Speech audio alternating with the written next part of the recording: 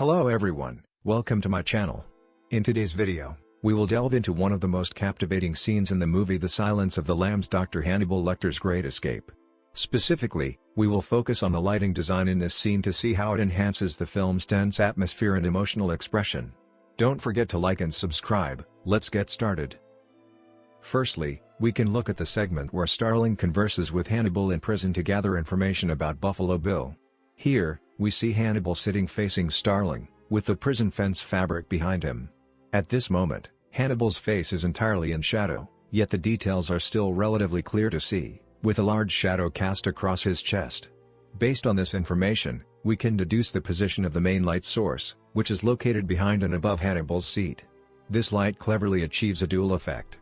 First, it is close enough to Hannibal's head to place his entire face in a relatively hard shadow, depicting Hannibal's cunning and concealed intelligence, giving a profound sense of inscrutability. In contrast, Starling is illuminated by a distant light source from directly overhead, creating a relatively even lighting area. Starling's entire face is in soft, direct light, without any shadows, like an exposed lamb, suggesting she has been completely seen through and grasped by Hannibal. Meanwhile, Starling continuously moves back and forth at a 90-degree angle, but her face is always evenly covered by light, symbolizing that she cannot escape Hannibal's control. Next, we switch to Hannibal preparing to escape.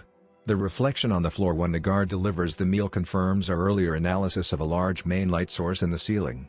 In the next shot, we see Hannibal sitting behind a curtain, with shadows shortened to below his face, subtly hinting that his escape plan is brewing. When Hannibal steps out from behind the curtain, his face falls into shadow, while the faces of the two guards, like Starling's, are smooth and shadowless, functioning similarly to earlier effects. After killing the guards, Hannibal faces upward, bathed in the light pouring from above, like a deity, visualizing his self-perception as a god, believing himself to be above ordinary humans. Using the information from the scenes, we can reconstruct the general structure of Hannibal's cage. A huge main light source is located at the top of the prison. A curtain divides the internal space of the prison, enriching the visual composition. The side without walls is where Starling previously stood, and the missing iron bar represents the main door of the prison. The first figurine represents Hannibal's position during his confrontation with Starling, the second is where he hid when the guard delivered the meal, and the third is where he stood looking upward after killing the guard. The main light source at the top of the model is crucial for this scene. Let's enter the final part of the escape scene, where we will witness the entire scene's overhead lighting layout and the shocking blood angel. As several officers enter, an angel figure formed by a dissected body hanging in an iron cage comes into view, delivering a massive visual impact. Here, the lighting is particularly interesting. Compared to before, all surrounding lights used to illuminate the environment are turned off.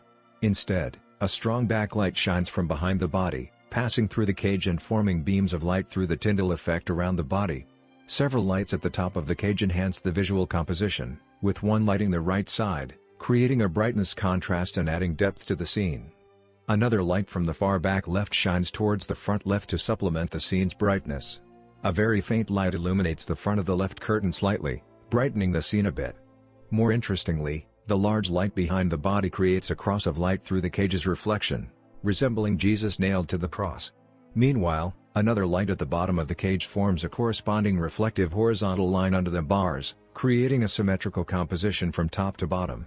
The overall scene, under the lighting, conveys a sense of sanctity, while the statue made of a flesh body brings a bizarre and shocking visual impact.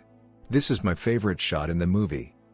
That's our analysis of the lighting in the escape scene of Hannibal in The Silence of the Lambs. I hope you enjoyed this video. If you are interested in other scenes from the movie, don't forget to tell me in the comments, and we might explore them in future videos.